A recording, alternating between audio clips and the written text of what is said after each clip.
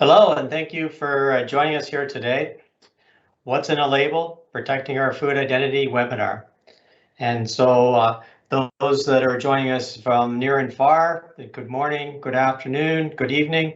Thanks again for joining us. And I am been chosen today to be the moderator. My name is Bill Shank. I'm a fourth generation grape grower here in St. Catharines, Ontario. And I'm also the vice chair of the Grape Growers of Ontario, which is the official organization that represents all processing grapes here in Ontario, including the 186 wineries. We support grape growers across Ontario, but we also play a key role in fostering high quality domestic wines and encouraging the growth of our Canadian industry. The purpose of today's webinar is to raise awareness of food identity labeling and its benefits. Consumers now more than ever are concerned with where their food and beverages come from, and we know that origin can be an important factor in brand, market, and export development. I would like to invite you now to watch a short video which lies down the main themes of the webinar. It's an interview with Pascal Tremblay, president of the CAR-TV in Quebec, and Jacques-Olivier Pemy, the director of the Wine Research Center at the University of British Columbia.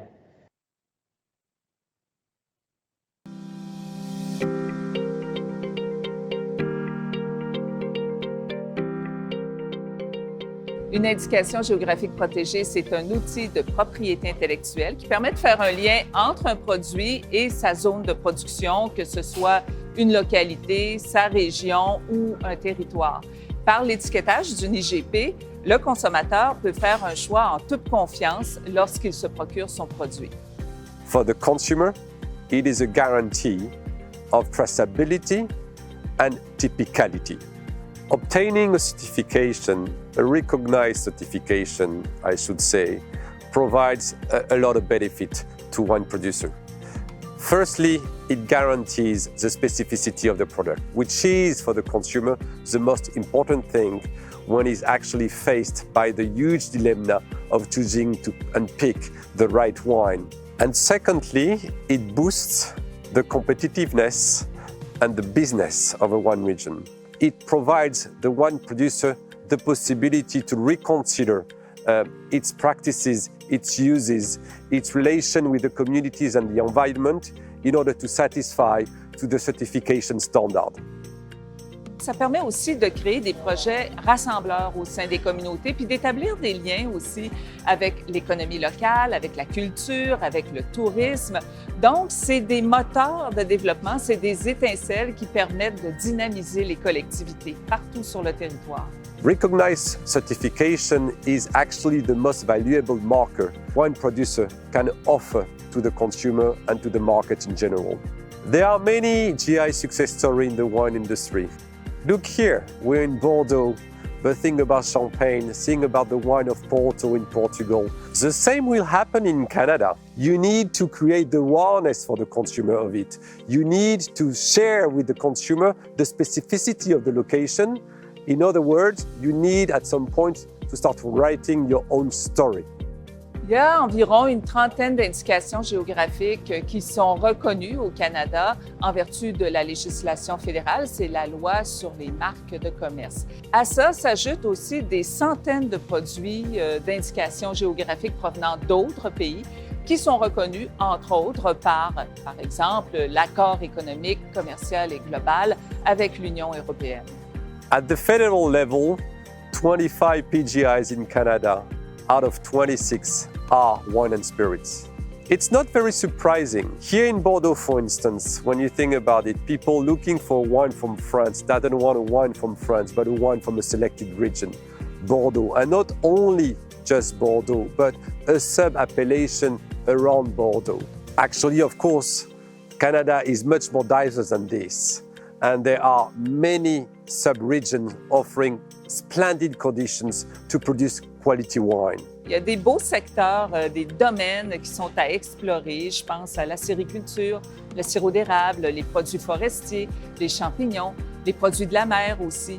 Tous ces projets-là potentiels doivent provenir des groupes demandeurs, des producteurs, des transformateurs, bref, des collectivités. Ce sont eux qui sont l'étincelle qui démarre le projet. GI certification is all about collective strategy and collective reputation. The first step is to create it.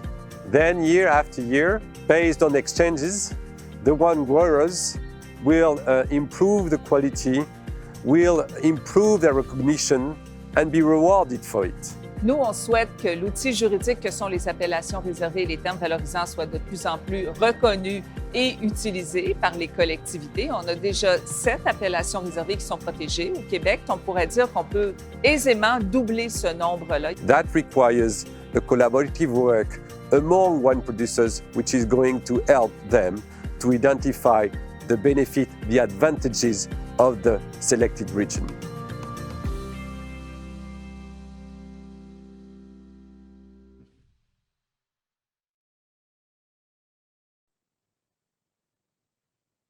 And so I hope that that short video, which lies down the main themes of the webinar today, was enjoyed.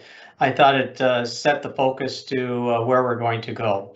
And I hope you're now as excited as I am to explore and learn more about geographical indications. And so I had to ask what a GI was. And so geographical indications is what I was told that GI represents. And so if you hear someone talking about GIs, I am now familiar with it, and I hope that you understand as we go forward here. Everyone has a different interpretation of what short forms are, and so for today's purposes, we're talking about geographical indications and other forms of food identity labeling. We have brought together a panel from Canada and the European Union to explore these themes. Following the discussion, you'll have an opportunity to pose questions and further the discussion with the speakers. We have a full program today that I hope you find that's interesting. So let's get started with the introductions. First off, we have Maud Labatt, is the trade counselor at the delegation of the European Union to Canada, where she works on the implementation of the trade agreement between Canada and the European Union, the CETA. Next, we have Katrina Ratcliffe, is the Director of Communications and Wine Standards. She oversees the VQA Wine Certification Program. Local winemaker Ed Madronich has a years-long career in the wine industry in Ontario. He currently owns and leads Flat Rock Cellars here in Ontario. Natalia Demko is the head of export at the Holdvigol, a family-owned winery in Hungary, in Tokaj region, which is part of the United Nations Education Scientific Cultural Organization Heritage. Jeff O'Donnell is the team leader at Foodland Ontario at the Ontario Ministry of Agriculture, Food and Rural Affairs. And last but not least, we have Anna Erickson, is the officer responsible for international relationships and sustainability and at the association at the Asomella Italian Association of Apple Producers. She works in Northern Italy. So let's turn to the questions. And so, Maud, let me first turn to you with the first question.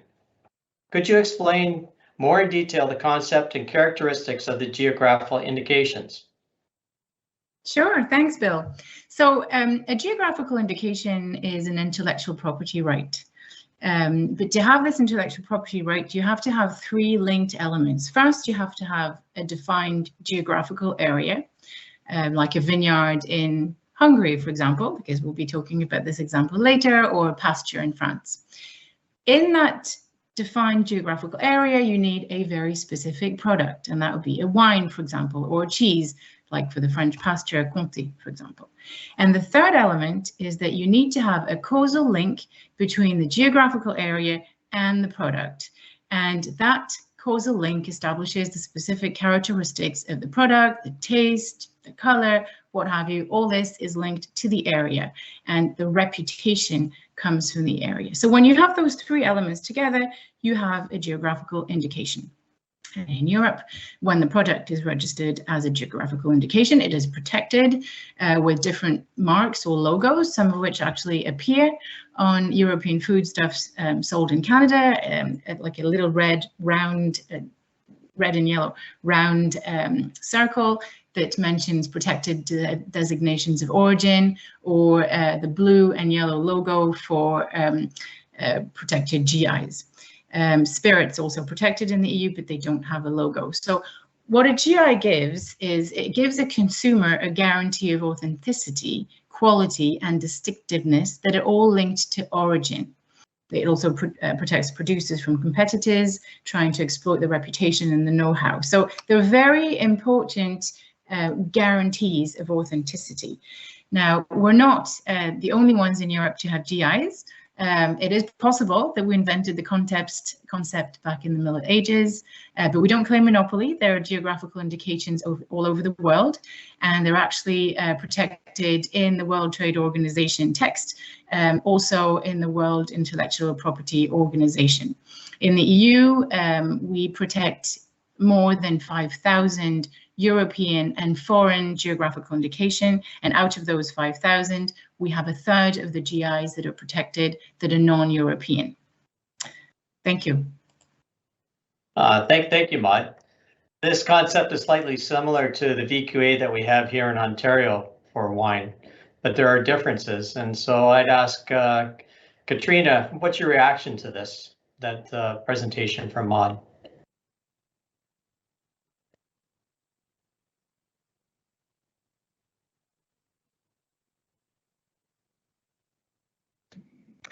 Thanks very much. Actually, I agree with everything she said, and I really think that the video that was shown at the beginning went a really long way in order to explain what we're doing and why it's important. But of course, I'm always happy to elaborate a little bit about VQA and what we're doing here. So thanks for the opportunity to speak to that a little bit.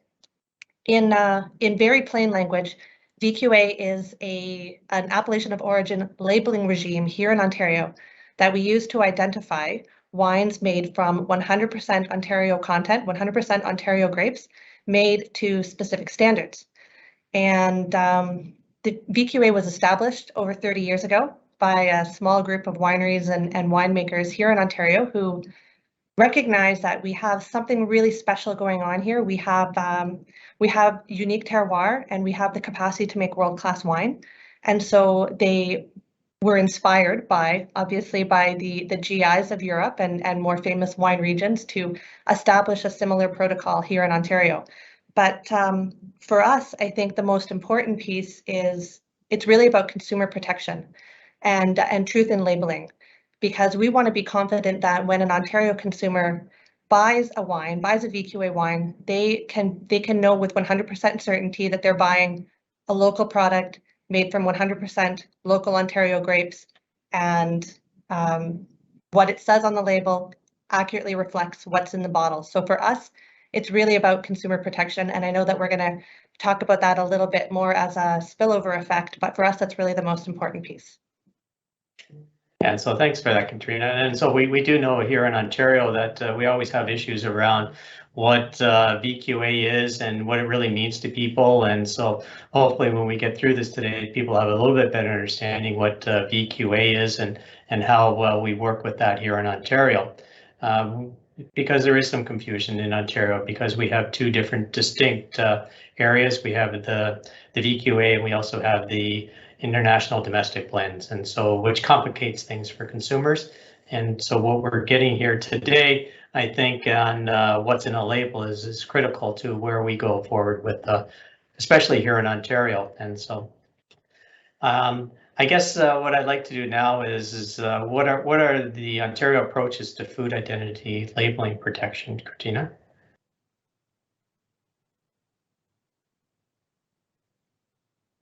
I'm sorry, Bill, is that a question for me? Yeah, sure. If it says you're on mute, on mic, so you might as well continue. So what are our approaches within Ontario? Well, I can only speak to what we do here at the Ontario Wine Appellation Authority, where we use VQA to identify wines of origin. But I do believe there are other people on the call who can speak to this in a little bit of a more of a broader context. But in Ontario, certainly we do have this in place for wines of origin. And that's when we tell people, if you want to know where your wine is from, look for the VQA letters on the front label and look between the letters to find out exactly where the grapes are coming from. And so now I'm going to turn it over to Jeff. And so Jeff, being with the Foodland Ontario and the ministry, to give his side of what the Ontario approaches are to the labeling. Thanks, Belle. And yeah, Kerry did a great job of explaining kind of the VQA program here. And one of the other strong pillars here in the province is the Foodland Ontario program. It's been around since 1977, so almost 45 years. It's the province's key domestic support program that's partnered with Ontario's agri-food sector to promote and market Ontario food and non-alcoholic beverages here in Ontario, and it's across all categories from produce to fruit, produce, protein, dairy, specialty products like honey and maple syrup, and so on. Obviously, a key strength of the program is not only its longevity, but that it allows for kind of that overarching unified umbrella brand for all Ontario foods, rather than seeing a proliferation of, fragmented and separate brands. The program itself is really a strategic and integrated marketing program in which, all of our activities are interconnected and each directly supports one another to contribute to the brand's overall success. So we have activities like media advertising, so TV and radio and social, as well as public relations, so working with food and lifestyle media. And that works together to achieve the program's objective around increasing consumer awareness about the depth, breadth, and variety of Ontario foods here in the province. And we know that brand awareness plays a major role in a consumer's buying decision. So the greater reach and frequency we can expose the Foodland brand helps to grow and maintain a strong market presence here in the province. And as a matter of fact, we know that consumer propensity to purchase Ontario food is significantly higher among those who recall elements of the brand rather than those who can't recall the advertising. We also have other activities such as our retail services and client services that work together to achieve the program's objective of increasing consumer demand, because we want to empower consumers to not only identify but ask for Ontario food when they're shopping at grocery stores, farmers markets, or on-farm markets. We know that the in-store environment is a critical influencer of purchasing decisions. As an example, through our consumer research, we know that 61% of decisions to buy fresh produce, as one example, are made at point of purchase, at shelf. So it's important that we have visibility at shelf, either through point of sale materials that are placed at shelf, like backer cards or banner wrap, as well as also seeing our logo on our product packaging. And the great news is that our logo is well recognized by almost 90% of Ontario's grocery shoppers here in the province. And year over year, over 80% report their intent to purchase local foods. And as I mentioned, one of the ways we try to achieve that is by allowing our logo to be used on packaging or in marketing materials. So we actually have over 1,700 logo agreements in place with businesses that are approved to use it and to help them identify their products as being from Ontario to the consumer.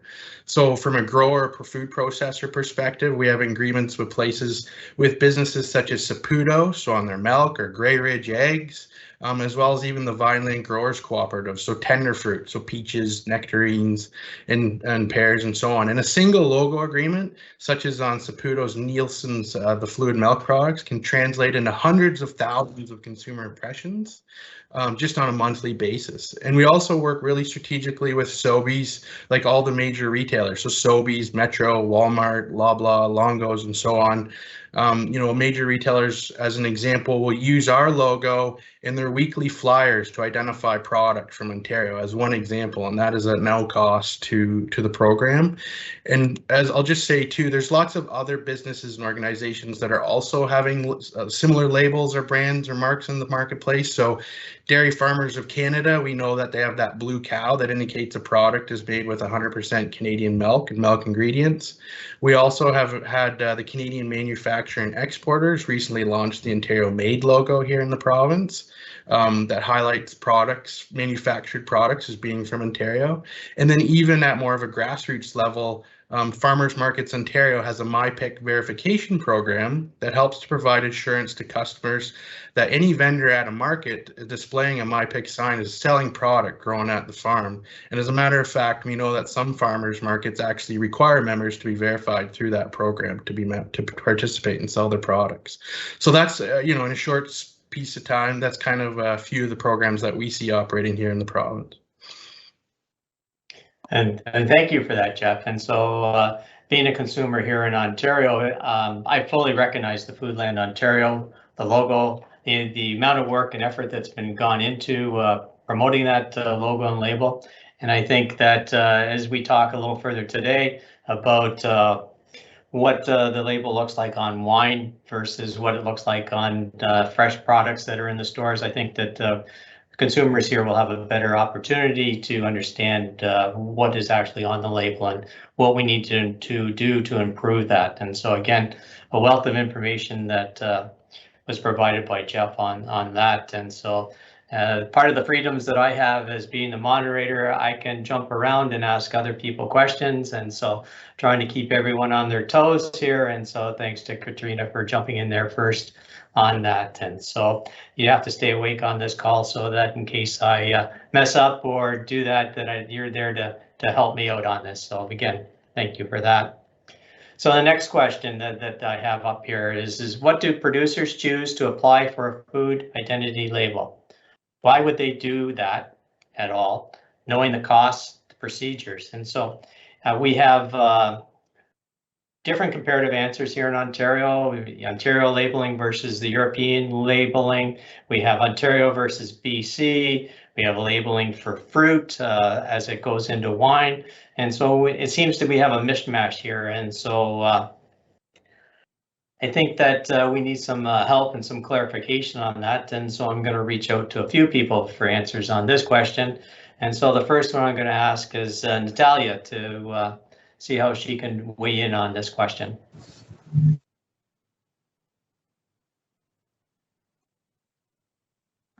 From Old Verde Winery, that means Moon Valley, and Tokaj is quite a special region because historically it's the first closed region, a wine region in the world. That was in 1737.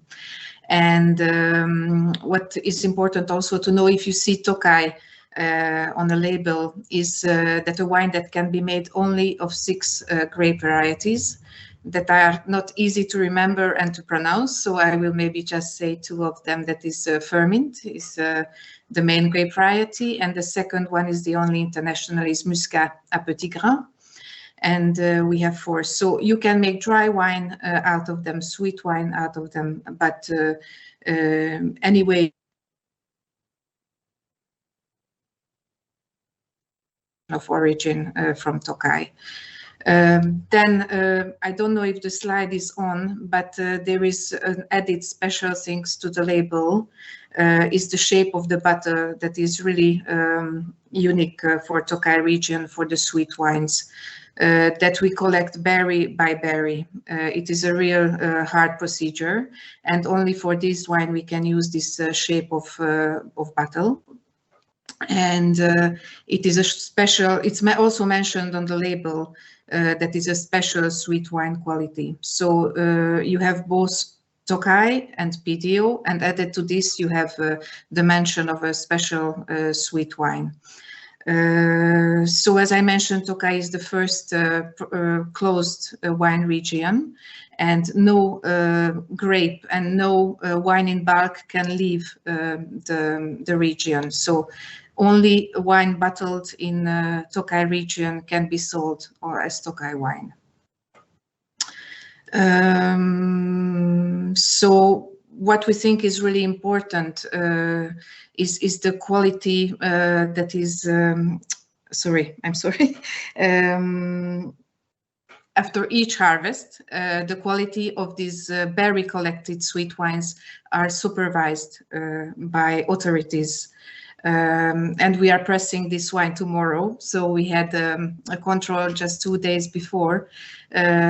So they tell us if the quality is good enough or not to be registered as a Tokaj Asu sweet wine. So we have both the security of the label and for the sweet wines also the security of the shape of the bottles. Thank you. Yeah, thank you for that, Natalia. So up next would be Anna. Thank you. It is a pleasure for me to be here. And before answering your question, let me just briefly present our product and terroir.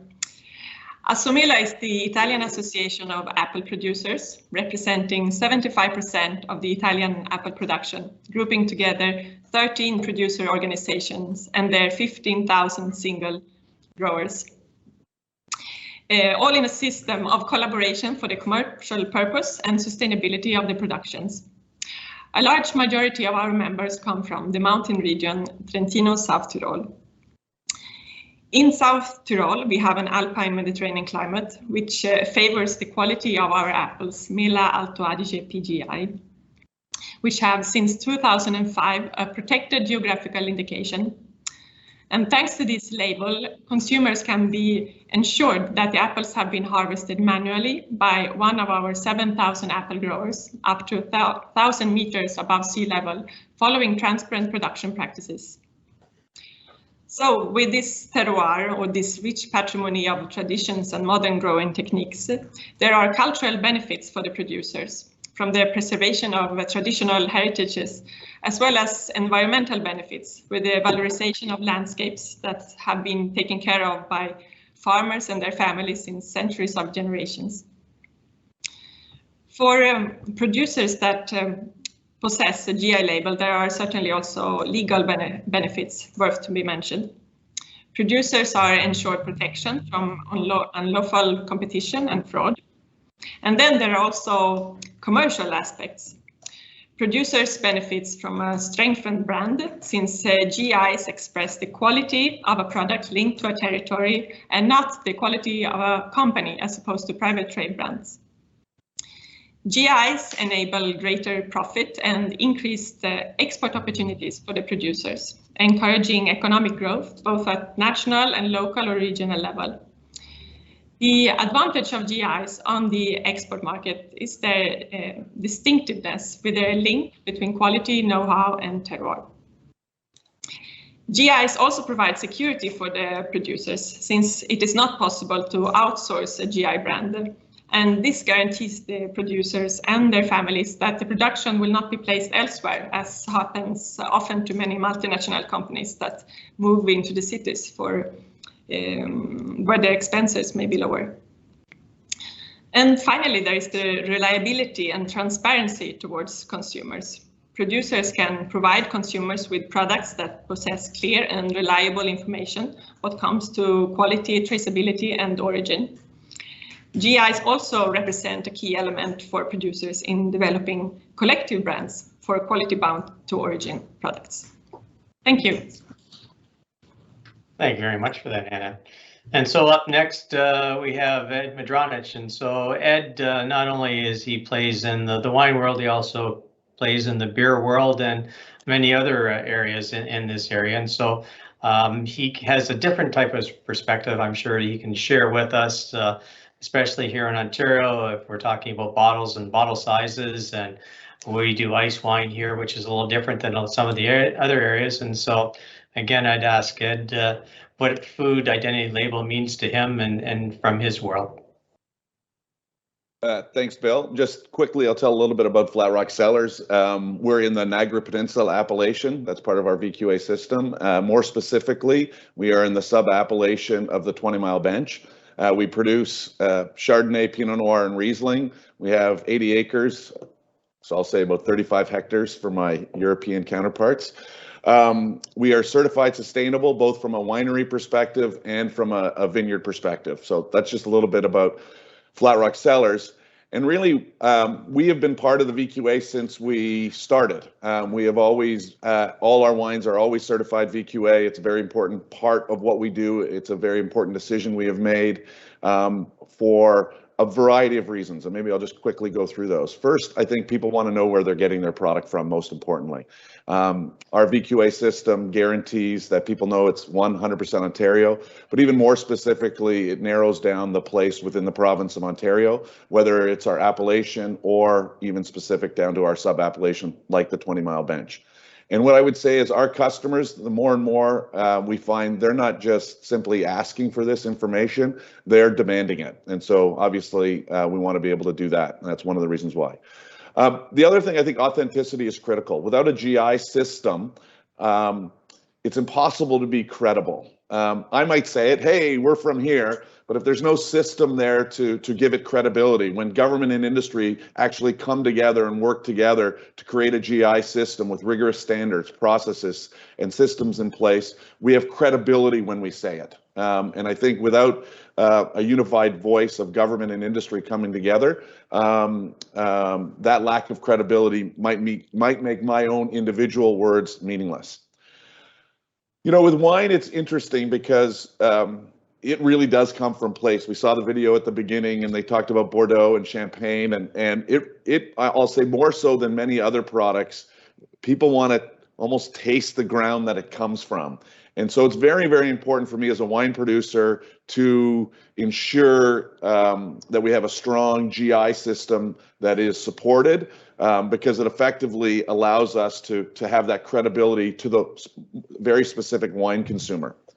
And what I would say is the more specific we can be, the better for the consumer. So we don't designate single vineyards as of yet, but we don't designate single vineyards, but we certainly talk about them from a marketing perspective. And the last reason I'll say we are part of the VQA system and use GI, it's really important financially. The amazing thing about it in wine, and they've showed it with studies, the more specific you are, the more you can charge for your wine. So appellation, a generic Ontario wine, for example, you might get $12 on average for.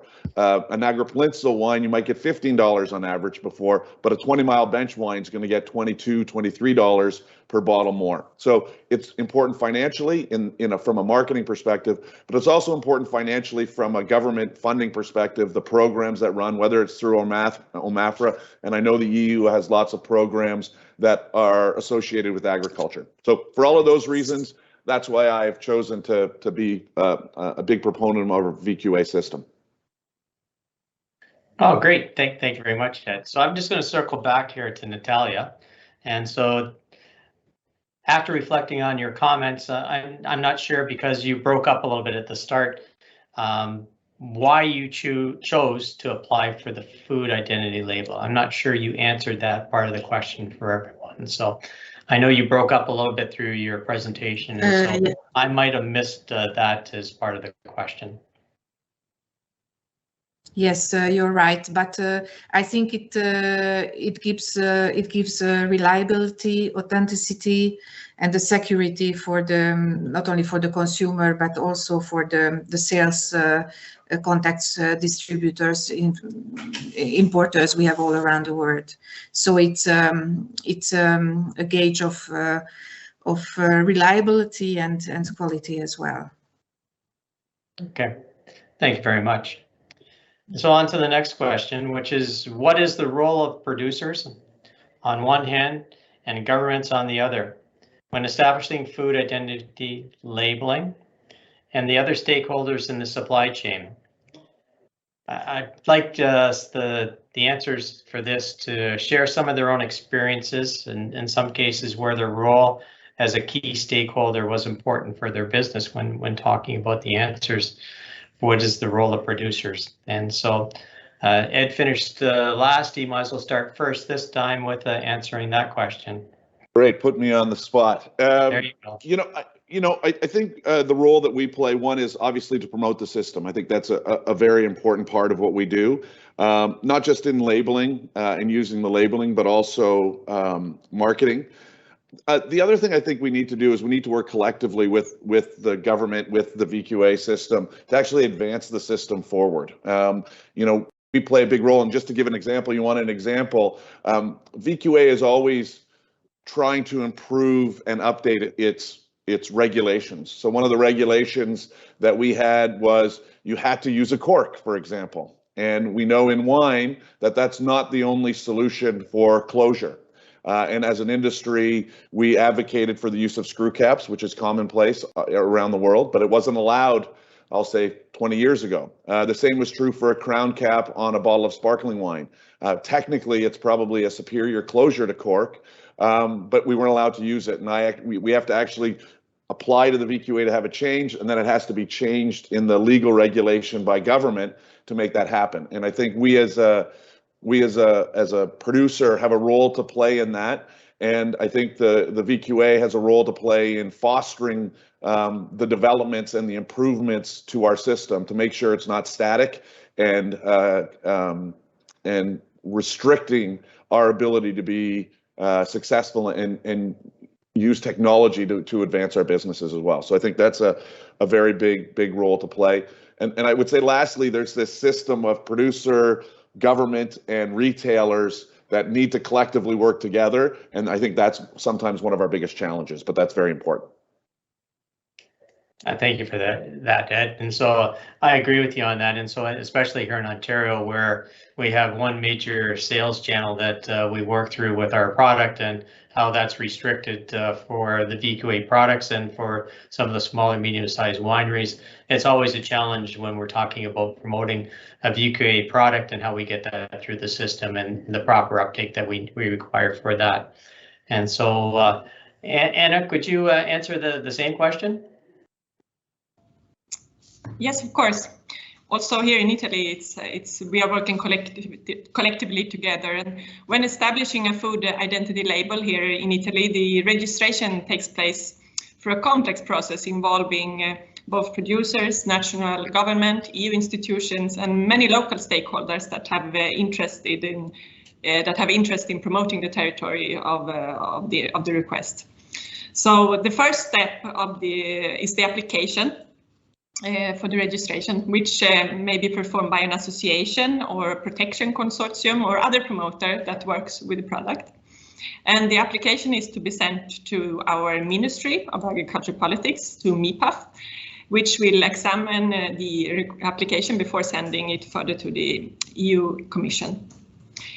In Italy, the ministry provides through their website the local producers protection consortium list with authorized control bodies, which are supported by police forces for EP rights, intellectual property rights and fraud.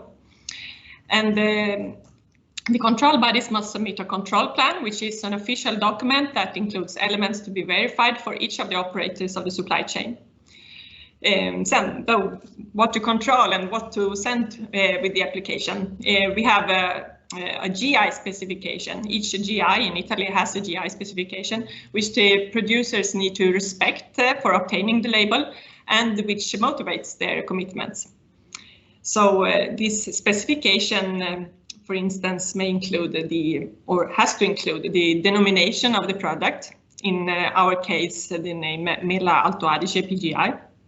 The description of product characteristics, so the color, size, sugar levels of the apples, the geographical area of cultivation, proofs of origin, so historical and cultural elements related to the production, the methods of production, which are performed with a low environmental impact, the packaging phase, which takes place here in South Tyrol, and then there are also the climate specifics included, which reflects on the quality of our product. So yes, it is a quite complex process involving lots of partners, stakeholders. Thank you. And thank you for that, Anna. And so I know I'm not an apple grower, but I have enough friends that grow apples, and I know that some of the challenges that they have when they're talking about labeling, whether it's for peelers or whether it's going to the fresh market or whether it's actually being turned into apple juice. And so all the labeling that's required for that, I'm sure that some of the challenges are much similar for those people as well. And so I think maybe I'd ask Jeff, since he's with Foodland Ontario, whether he'd like to jump in and add any additional comments on this as well. Thanks, Bill. Yeah, more than happy to. I think one thing we know is that it costs a lot to market and promote a product, right? So, and we know many, we work with commodity associations. There's 50 plus here in the province, or individual businesses or organizations. A lot can lack the capacity to, conduct or access marketing channels to reach a broad audience. So, as a government, we can help to enable success, and we can do that through many ways. It could be through providing funding, it could be sharing knowledge and making connections, or through the provision of program or policy. So, obviously the Foodland program, I think, is a symbol. It's been around for a long time, and it's a successful brand here. It's really well recognized and strongly supported by the sector. And even to qualify, we have certain Ontario food definitions, and those definitions we developed in conjunction with commodity associations to make sure that they reflected the production practices here in the province. And then we also did consumer research with them to make sure they resonated and were relevant with the consumer. So, it's important to work even jointly when we're developing pieces. We also create forums for discussion. So we meet 3 to 4 times a year with the commodity associations, usually the marketing and communication staff, and it's an opportunity for them to share their marketing plans or recently what they were doing in market. And it's awesome because we see a lot of them starting to work together and partner together. And so if a group has limited budgets or limited marketing or limited staff, they can combine their resources to be more powerful. And 2, we have other things where I think it's really important when you're doing activities to bring, multiple pieces along the supply chain together. So we have partners in our ministry that work on what we call the vendor engagement program. So what will happen is a retailer will say they're interested in bringing in Ontario product from certain categories. So our colleagues can reach out and ask Ontario suppliers if they're interested in selling into a certain retailer. So good examples would be like Sobeys or Metro. And even these retailers too are making it more possible and are creating more flexibility to source a greater volume of products from Ontario. So for example, Sobeys Ontario has made it possible for smaller to medium-sized vendors to supply stores on a regional basis. So Sobeys will then continue. So once you're listed, Sobeys will then continue to review accounts with each of the new vendors. And if a product's doing really well, showing strong sales, then they can get listed with more regions, more stores in other regions, or even at a provincial level. So that way, a smaller or medium-sized business doesn't have to supply every store in the province right away, right? So, anyways, those are a few examples of how we work together and try to bring everybody together in the promotion of Ontario food.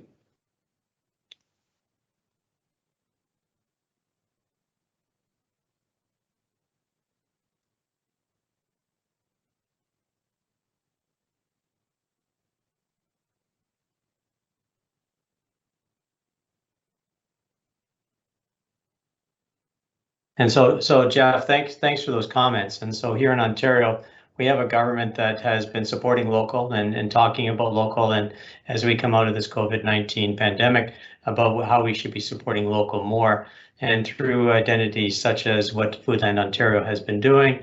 Hopefully the consumer has a better understanding of what they're doing, especially when they're supporting local. And in fact, they are buying local and they're not buying something that's mislabeled as Ontario or Canada. And so, again, some of the challenges that go forward. And so not to be outdone on this question, I'd ask Maud if she'd had any additional comments or agree with what's been said, or it looks different for her. Sure, thanks, Bill. No, I completely agree with what's been said about the different roles and how we all work together. I mean, there's obviously the role of the government to set the legal framework for GIs, which in the European Union we do through a specific type of legislation. There's also the role of producers, and I think other speakers have spoken very eloquently about how it is a collective démarche and how producers have to come together to work on this collective right. There's one thing I'd like to stress maybe, which hasn't been said, I think, and that pertains to the role of government, and that's really that government have to decide on the type of enforcement. Once the right exists, once it's there, and producers have gone through the process of obtaining the right, then it has to be enforced. Because as other speakers were saying earlier, I mean, having a specific label or GI does mean benefits and spillover benefits in terms of the value of the product. And so that obviously will get others to think about, possibly fraud or what have you, or, imitations. And so governments have a very strong role to play on enforcement. In the European Union, we have, for geographical indications, strong administrative enforcement. And I would really underline that the governments here have a strong role to play to ensure that the role is upheld at the end. Thank you. And so, not to be outdone, thank you very much for that, Maud. I'd turn to Katrina if she had any additional comments that she wanted to add as well. Thanks, Bill. I absolutely do. And I was really hoping that you would call on me for this. So the first thing I want to say is yes to everything Ed said. And to go back to an earlier point that he made about credibility and integrity of the system, I think more and more people are recognizing the value of a regulated system, of a regulated appellation system. And so that's what we're trying to provide. And everything we're doing is trying to, support the producers and the winemakers. And he talked a bit about collaboration with other wineries and other wine producers in Ontario and how important that is in terms of growing the system and promoting the system. And I also appreciate that he mentioned, and I would say that this is a key role of the government, that, there's flexibility in the system. It's not, the 1855 classification of Bordeaux. The system is flexible, and as he mentioned, rules change, production techniques improve, and things change, and winemaking changes and evolves. And the system was changed to adapt to the fact that screw cap was found to be a fantastic closure for wine, and so there is a need for flexibility in the system that I believe is there, and if the industry comes forward and needs something, the system is able to change and adapt to accommodate that as well. Great, thank you very much. And then so I think we've worked that question over pretty good at this point. And so if we haven't, I'm sure that when we get to the question and answer period, others will be able to jump in and ask some further questions on that. So we'll move on to the next question that I have. And so it's a two-part question. And so I'll go through the question before I ask the people to respond. And so what are the challenges and benefits of food labeling for producers? We can talk about the sales and exports, marketing challenges and opportunities. What we won't be talking about is the government and economic side of the government on this. What are the spillover effects of the food identity labeling? What is the future of food labeling? And so we need to maybe take a look at non-Ontario developments and what the impact, the interesting mix between VQA and sub-appellations, geographical indicators in like BC or indicators in the regime of Quebec. And so it's a complicated question, many parts to it. And so I'll ask some of the people here to respond. And if you miss some of the parts of it and then we need to circle back, I'll go back to them on that. And so Ed, you're up first again. So you can steal everyone's thunder again, being the first one to speak, and everyone else can just agree with you from here on in. Well, I'll try not to do that. I'll try and give some Ontario-specific examples on maybe some of the challenges or the spillover effects. And I feel like you've given me permission to bring it up when we talk about international Canadian blends. And I think that speaks to some of the challenges. For those who may not know, this category of wine exists, I'll say, only really in Ontario. It's a blend of some Ontario grapes, but up to 75% of grapes from anywhere else in the world. And, I see a couple challenges that faces for us.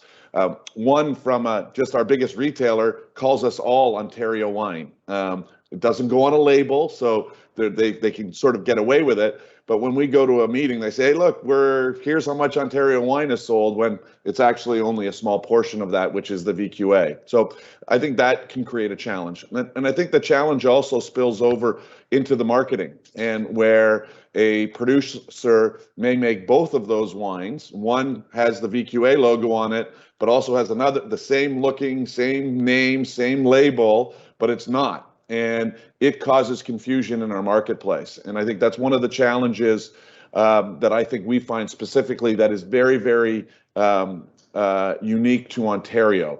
So what I would say is the benefits, because there are great marketing benefits to GIs, you see people wanting to take advantage of those things, but they may not comply. And I think what Maud said around enforcement and government's role around enforcement is absolutely critical in this, and in preserving the integrity of any system. So I'll leave it there and let others jump in. Great. And so I don't think I had to open the door for you. I think, Ed, you were going there anyways. And so thank you for those comments. And so, Natalia? I have to completely agree with what Ed said. I think that the producers here are already ready in Hungary and use this PDO specifications. But to be honest, Hungary, except I would say Tokaj, is not really on the map of the wine world yet. So despite the fact that is a lot of wine region association that are very effective, I think the authorities and the government needs to put some work on promoting these wines. Okay, great, thank you. And so, Anna, I understand you have a slide for this one as well, so. Yes, okay. I can go with the spillover effects first then. Sure. Geographically identifiable products give consumers assurance concerning origin, quality, and genuineness. Consumers that are willing to pay more for quality and for maintaining production methods in turn contribute to protect cultural heritages and provide producers with economic resources necessary for maintaining or increasing the quality of the productions. GIs constitute a very important part of the Italian economy. Italy is the European country with the highest number of GIs, and out of the over 3,000 GIs in Europe, more than 800 are Italian, among which 315 are agri-food products. The production value of the Italian fruit and vegetable GIs was estimated to 318 million euros in 2019, where the apples accounted for almost half of the economy with 150 million euros. So I'm sure you all know about famous Italian GI brands such as Parmigiano Reggiano or Prosciutto di Parma, but maybe you didn't know that our GI apples such as Mela Alto Adige or Mela Val di Non are placed on the same top 15 rank of GIs by production value. Food products and fruits, including apples, have an enormous potential regarding marketing and export opportunities. There are repercussions on the local economy, which provides symbiosis between agriculture and tourism, positively affecting local restaurants, agritourism, and other community events. Throughout Italy, GI agri-food products have taken on a strategic role in the tourism sector by numerous activities for the population. The food and wine culture of Italy is fundamental for our tourism. It motivates 1 out of 2 tourists to come to Italy. And for Italian travelers, almost 2 out of 3 consider the presence of high quality food products important when choosing their trips. So we are proud to have our GI labels for our apples, since GIs give the consumers, both at national and international level, the opportunity to get to know the stories behind our apples. And the stories behind the quality, the traditions going back centuries in combination with the modern growing technologies and the specific climate conditions we have in these mountains. Thank you. Great, thanks. Thanks very much for that. And so I'm going to turn to Jeff now. And so Jeff, we've heard a little bit about different areas, but I didn't know whether you could draw some conclusions with what's being done in BC and Quebec versus Ontario in part of the answer to you may be providing on this question, and just some of the differences. Thanks. Yeah, so we actually have, we've built up actually a strong network with like-minded colleagues from across Canada.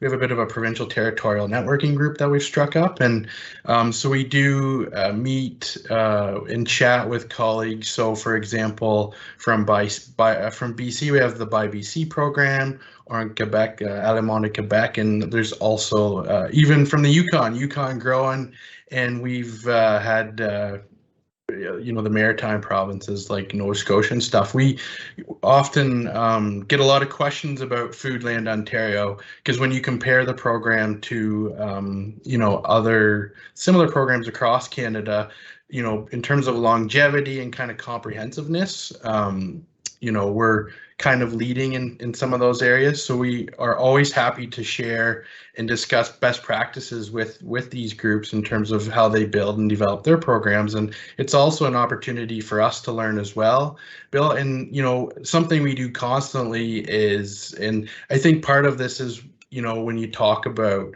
some of the challenges, you know, one, the way consumers engage with media, so like streaming TV or the growth of social and digital media, or how they're engaging with their food. So, you know, online grocery purchases, ready to eat meals, this is constantly evolving, and it changes the way in which we reach consumers and market and promote food products. So, you know, through chatting with colleagues in other provinces and territories, it's like, it's, you know, we're looking at best practices, and can we bring any of that here to Ontario to better inform the work that we do. And we're also doing constantly, you know, consumer research to identify our target audiences. You know, through the pandemic, we've seen some shifts in behavior, and, you know, so it's good for us to keep on top of understand what motivates consumers to buy local. And then from there, it can help to inform us, our marketing activities, the types of activities we're doing, and then, you know, we can maximize public dollars. And, you know, at the end of the day, it's about how can we best reach consumers to encourage them to choose Ontario foods first, and,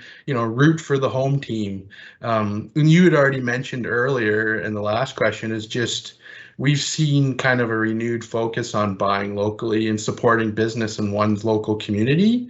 So, you know, we're looking at that as an opportunity to capitalize on that. And again, helping consumers to continue to identify and purchase that local option, either at grocery store or when they're at a farmer's market or on-farm market in their community or particular region. And we see that as a great way to support economic development post-pandemic, and, you know, help move us through that time. So hope that helps.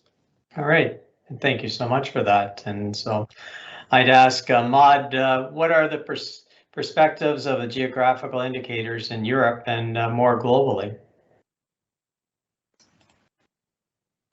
The perspectives for the future, well, we do have some because the system is actually being worked on. We're working on a revision of the GI scheme at the moment.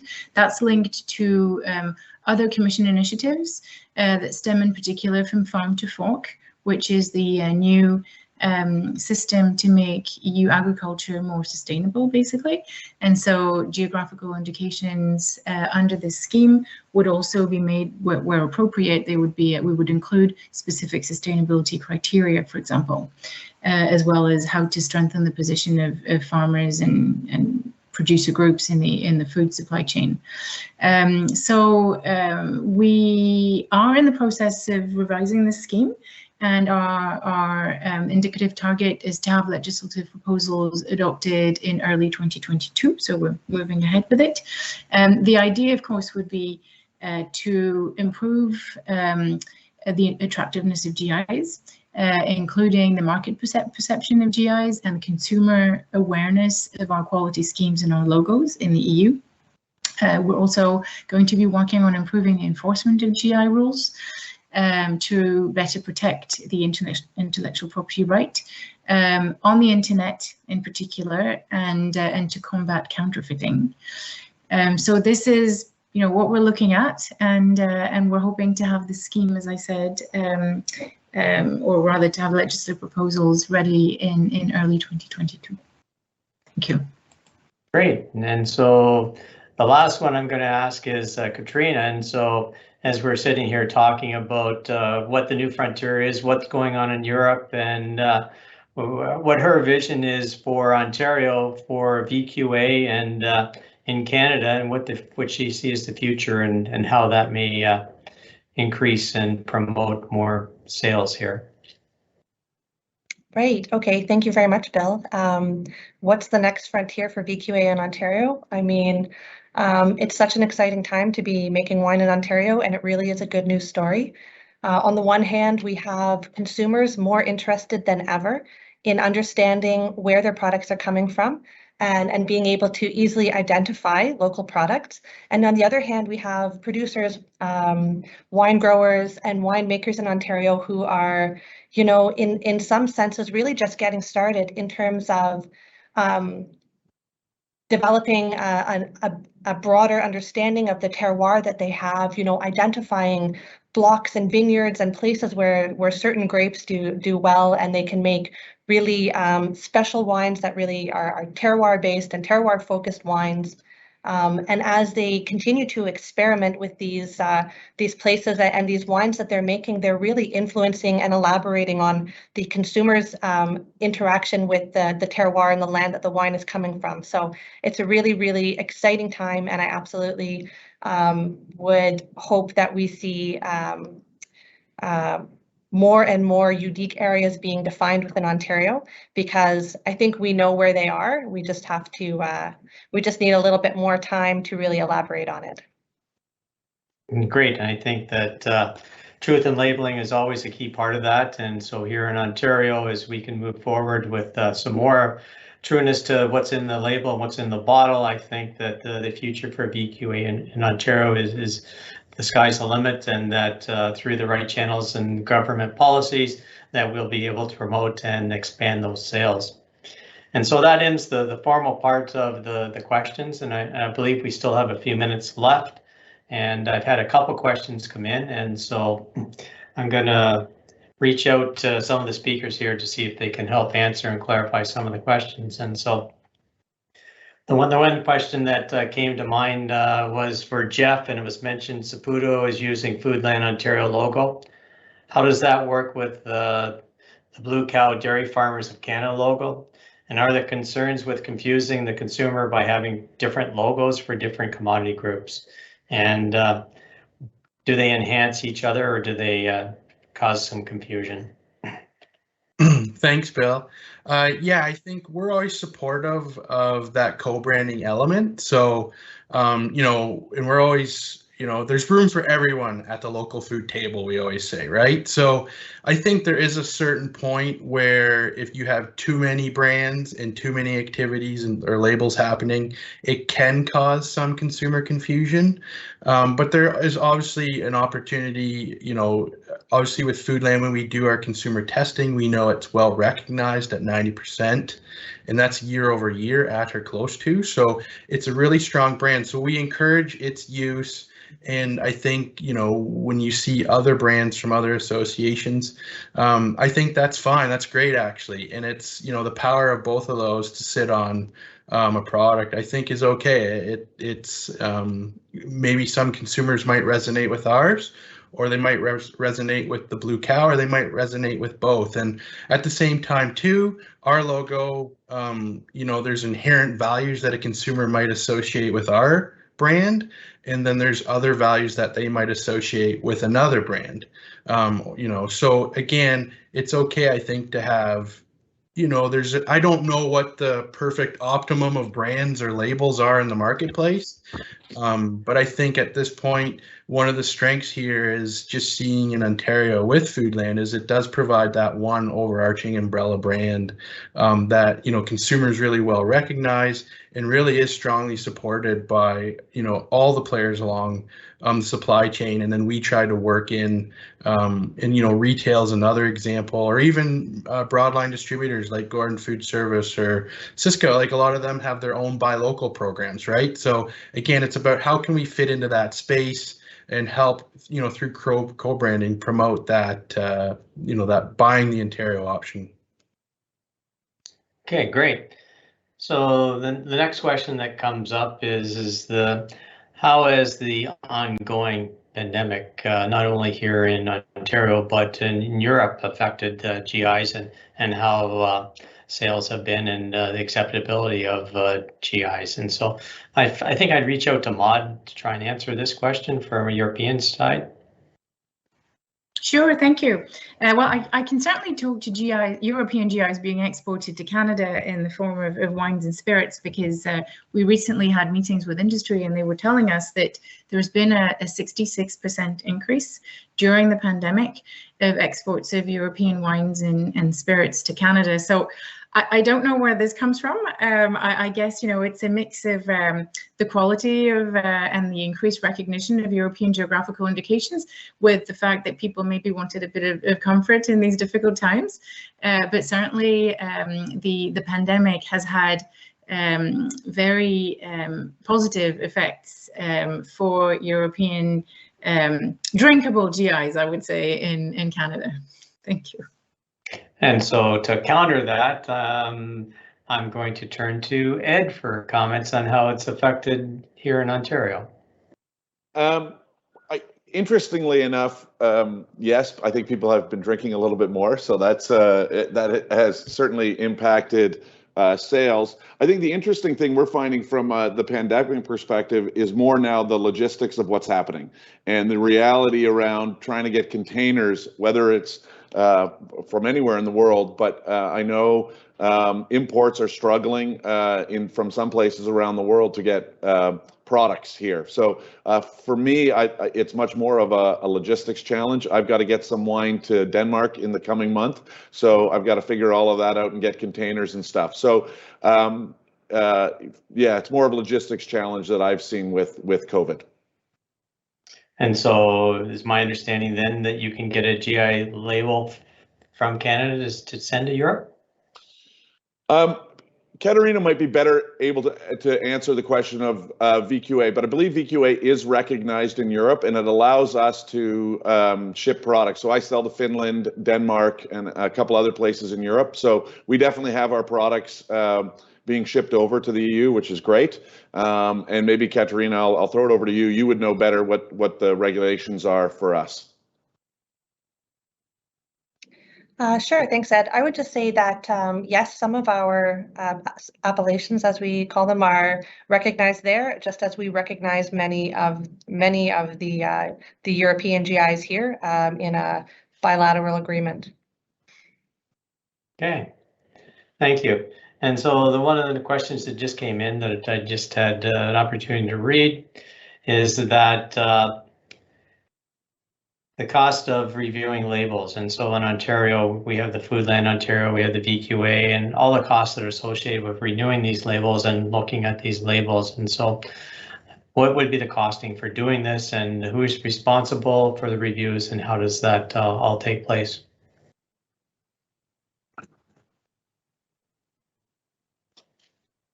Is that a question for me? I'm happy to speak to the VQA process. I'm throwing that open to whoever wants to answer that one. Okay, so I'll jump in with a really quick answer on this. The Ontario Wine Appellation Authority, the organization for whom I work, we are a designated administrative authority of the government, and so we oversee the VQA Act, and as part of that, we oversee the certification program and of all the wines. So we certify wines, not wineries, so every single product that wants to carry on the label any of our terms has to be made to specific production standards and has to meet the content rules around 100% Ontario grown grapes and even more specific rules if they want to name a specific appellation on the label. And each wine is assessed individually every single year through a three-pronged approach. So there's lab testing, sensory testing, and a label review to ensure that the label is compliant with the rules and also accurately reflects the content in the bottle. And that's from a consumer protection perspective. And the cost associated with that is around $310 plus tax per wine per year. Okay, and so Jeff, do you want to tackle part of that or not? Sure, yeah. So I think I'd mentioned earlier, we have 1,700 basically agreements in place that is required to use in our logo on pack or whatever the intended use is that it's approved for. Basically, the steps required there. So in Foodland is a program delivered by the province through the Ontario Ministry of Agriculture, Food and Rural Affairs. And so in terms of the qualification, basically we ask each business or organization to submit an application, and we're looking for key information. So your product or their product must align with our definitions of Ontario food products. So some are really straightforward, like if you're an apple grower, it's, the apple must be grown here in Ontario, and identify kind of where you're located. If you're a processed food product, it's a little more stringent. So for example, 80% of the primary ingredient mix within that product by weight or volume must be from Ontario. So there's actually some content thresholds within some of our definitions. So in addition to that, if you're pretty straightforward, like an apple grower, it's a little easier to probably go through the process. But for anyone else, so I'll go back to the processor. You also then have to show us where you're sourcing your ingredients from, right? So, if you're doing a chicken pot pie, demonstrating where you're sourcing your chicken from or any vegetables that are in there. And then that way, they're making sure that also their suppliers are meeting our individual definitions for Ontario food products. And from there too, I think one of the other pieces too is that we also have a Foodland Ontario organic logo. So to use that, it's the same process, meeting our definitions. But in addition to that, you must also demonstrate that your product meets the Canadian organic standards, and that you have to provide a copy of your organic certification. So ProCert or EcoCert must be provided as part of your application. And then from there too, each applicant also has to tell us what their intended use is for the logo. So is it on product packaging? Is it part of marketing materials? We've seen it used, in terms of helping to identify product from one business to another on their sell sheet, so a distributor. We've also seen a real growth too, just with the e-commerce piece. So there's a lot of growth in using our logo on a standalone web page to identify local food partnerships, or even placement of the logo on a website, to identify that product as being from Ontario. And then from there too, in terms of kind of monitoring, enforcement, and compliance, we have a team of 14 merchandising reps that actually call on 1,200 grocery stores across the province. So they can go in and kind of monitor and look to see if there's any misuse of the logo in terms of signage or from, on packaging and stuff. We also, consumers are really good to identify and also share with us if they see any errors. And then the agri-food sector is also really good at self-regulating themselves as well. So if we do see any misuse of the logo, we have a few things that we can do. One, we can definitely follow up directly with any logo user. We also have a regulatory compliance unit in the ministry, so we can share any misuse with them. And, really first and foremost, it's about education and, working with them to correct or remedy that error or misuse. It's not about carrying the stick. Now, if there's a repeat, misuse or a repeat offender, then we can look at more drastic things like actually terminating their agreement with us to use the logo. But, we're happy to always report that, in large part, that's not very common. And really, once we kind of educate anybody using our logo or misusing, miscommunicating, it's always done through education, and that seems to be able to remedy the situation. Great.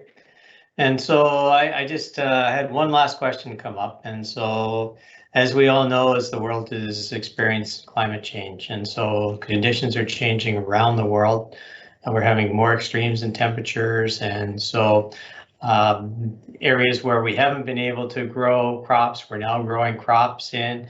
And so I'm just kind of wondering what the effects of climate change have been in say, Hungary, for example. And so, Natalia, how has this climate change been affecting you, especially with the GI locations?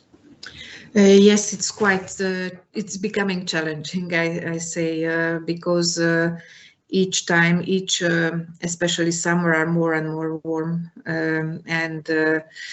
But I think it's only, for the moment, there is no really research on how we can adapt for this type of change.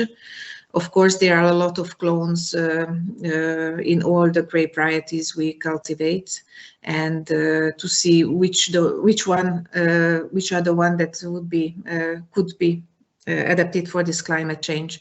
On the other hand, if there will be any support from the government or from the authorities, there is a research center in Tokaj region and other wine region as well, and they are slowly talking about this problem and trying to make research and adapt which will be the grape varieties that will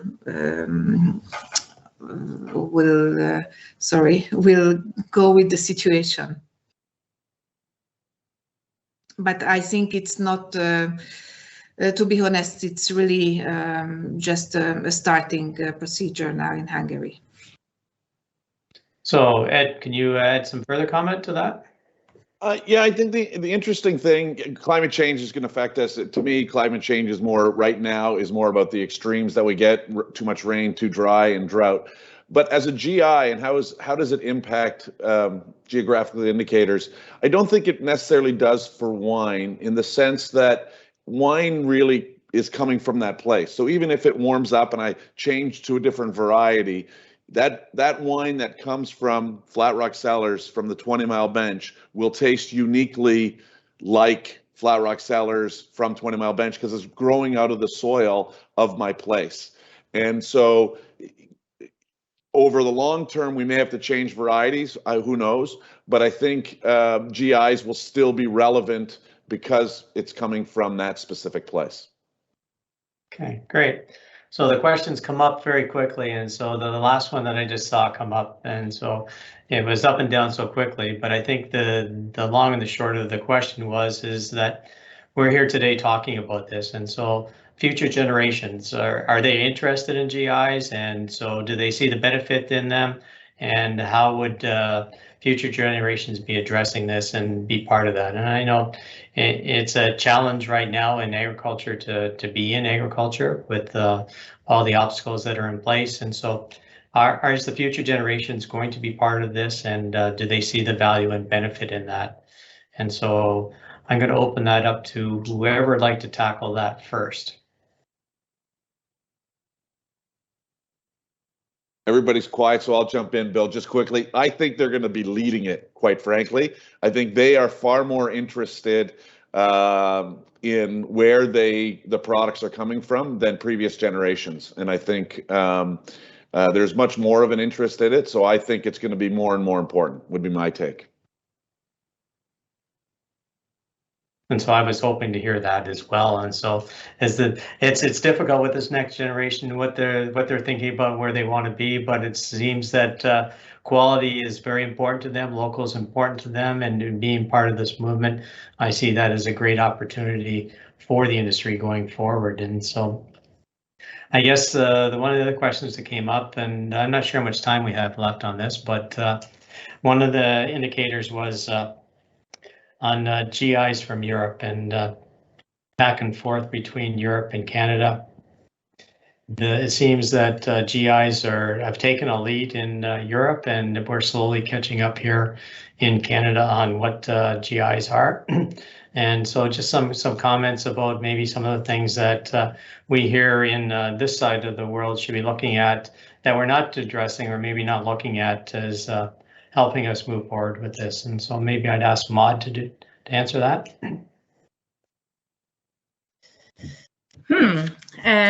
That's a hard one there. You're putting me on the spot. I think that some of the, I would say from a European Union perspective, one of the things that we would like to see addressed more, I think also for the benefit of all producers, is enforcement. That's something I've mentioned before.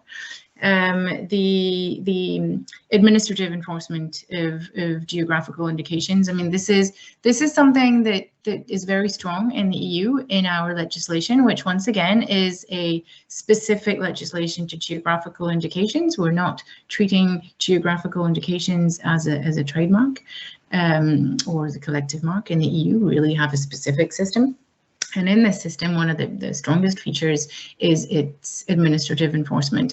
And that's something that European producers are used to. It's something that's done at administrative level, so for free.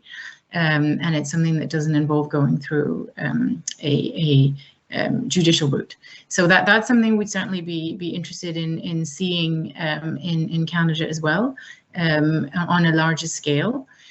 Because it does allow producers a very different sense of security with their product and their label, their recognition.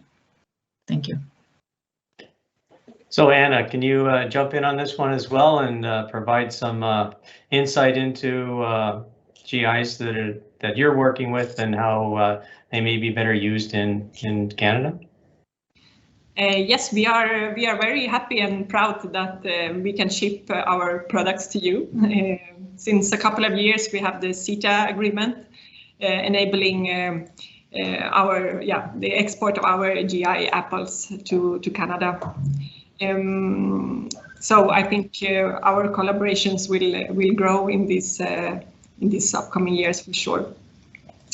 Yes, other challenges that we have otherwise with the export is that these agreements or these the border controls of GIs are weak in some countries and stronger here at the community European level. So we are very happy that it works very well with Canada for our apples. And I don't know if there was another question following that, if I responded correctly. I believe you did. So yeah. Yes. Thank you. So I'm going to ask Katrina, what are we doing here in Canada that will help us increase our sales into Europe?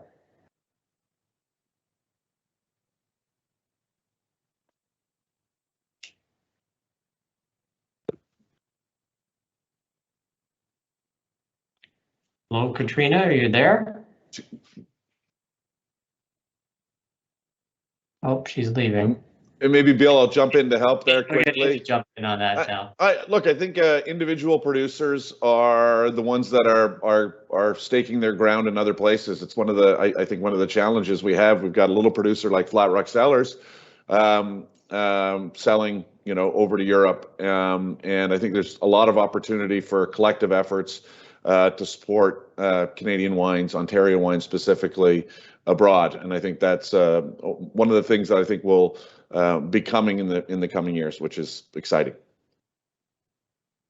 Okay, and so I don't see any additional questions coming up. I'm not sure if there's any that have come in that I haven't seen. If so, maybe someone could pop that up on the screen for me.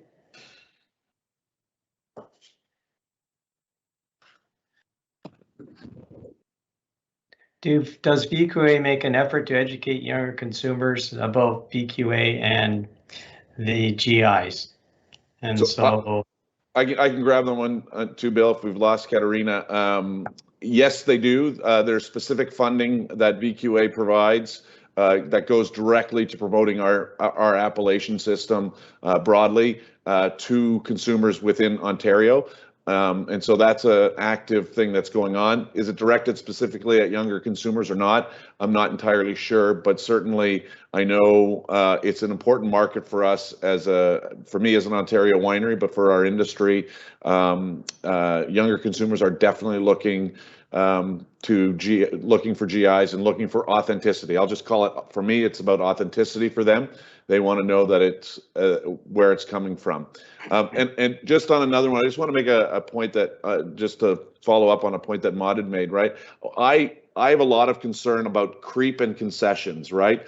The easing of standards. I think we should be getting more strict when it comes to GIs, and it affects me rather than less. And I often, I want to say often, I sometimes see, oh, you know, so-and-so's a nice guy, we'll let this sneak in, or we'll, you know, and so there's, I'll say, concessions for maybe economic reasons or whatever. And I think that's would be a concern for me going forward, that we are stringent in ensuring the integrity of GIs, for me, obviously, with wine.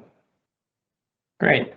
And so I'm going to try and wrap things up here. And so I'm going to go around and ask everyone for some closing comments. If there's something that we didn't address here that you wanted to mention here today, and so to take a couple of minutes just to summarize or to recap something that you felt was very important out of the meeting today.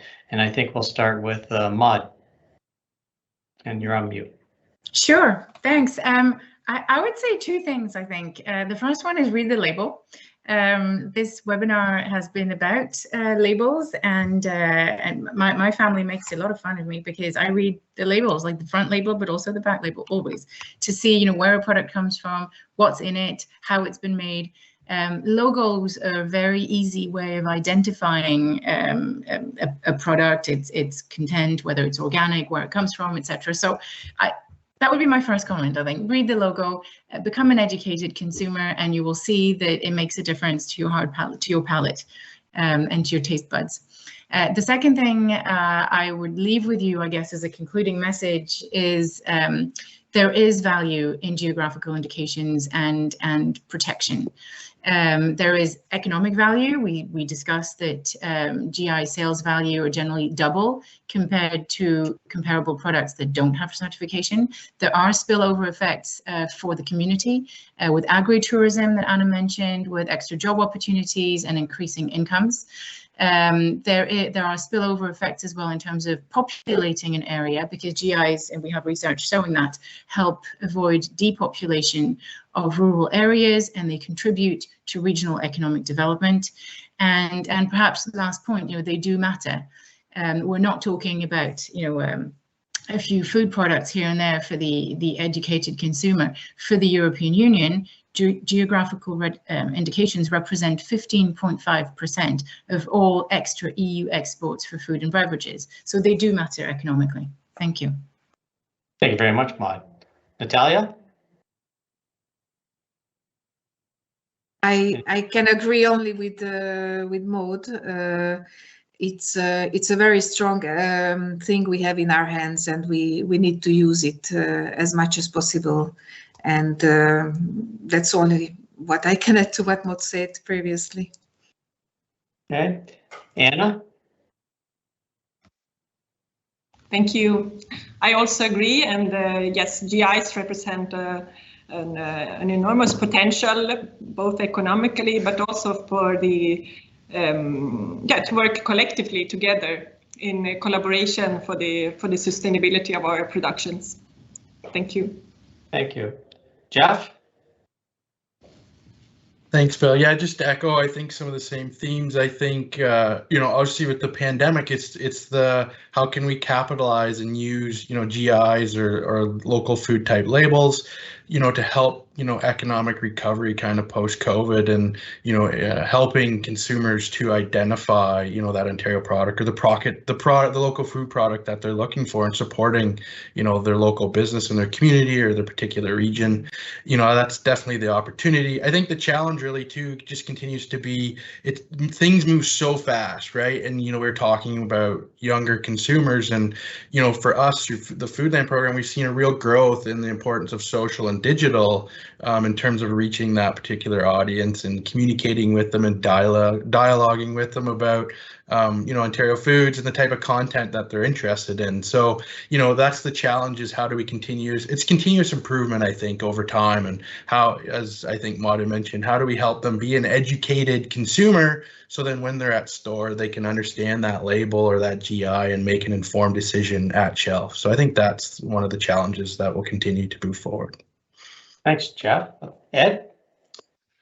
Thanks, Bill. For me, I'm a huge believer in GIs. Flat Rock Cellars is called Flat Rock Cellars because when we were preparing the vineyard, we pulled up a whole bunch of flat rocks. So I truly believe wine comes from a place, and so much so, and I do think this is where the future goes. So much go. I literally relaunched our brand yesterday in Toronto with a new label, and our label is actually, we took rocks, we sent them to a gemologist, we sliced really thin layers of this rock, we took a microscopic picture of the rocks from our vineyard, and they are now our label. And so if you want to know how much I believe in place and where food products come from, I'm so committed to it that it is now my label. So if they have the slide that has my picture of my labels and want to throw that up, that's how committed I am to place and what we do, and how much I believe wine, in my case, comes from a very, very special place.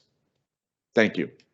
Thanks, Ed. So I'd like to, Katrina is back in the lobby waiting. There she's back. So Katrina, welcome back. Sorry for the disruption here. Is there any closing comments that you want to provide for the meeting today that you wanted to share with us? Maybe we didn't touch on something we thought we'd talk about. Thanks, Bill. I appreciate the opportunity. I just want to say thanks very much for including me in the discussion this morning. I learned a lot, and I can't wait to watch this on replay so I can really, really take in what all of my colleagues here had to share with us this morning. Thanks so much. Great, thank you. So again, I'd like to thank all of our speakers today, Maude, Katrina, Jeff, Anna, Natalia, and Ed for taking time out of their busy schedules and joining us here today. We've heard from a broad range of speakers from government, regulatory authorities, academia, and business owners. We hope that we have sparked your interest in using food identity labeling and origin to find opportunities locally and abroad to strengthen your individual businesses or your industries as a whole. Again, I want to thank the European Union for hosting this webinar and giving the Grape Growers of Ontario an opportunity to partner with you. And so there are a couple other people we need to thank for this. And so the people from Livecast that pulled this together for us, Maria Helena and Danielle, as well as Mary Jane Combs from the Grape Growers of Ontario, and Ignitia Weiner, who orchestrated all this in the background and who has not poked her head in for this meeting here today with all these great people. And so again, I'm sure that if you missed something, you can play back after we're completed here. And again, thanks to all that joined. And I believe we're just a couple of minutes over the timeline. So congratulations to all of our speakers who are staying within the time limits. And I hope everyone enjoys the rest of their day wherever they may be. So thanks again for joining. Thanks. Thank you. Thanks.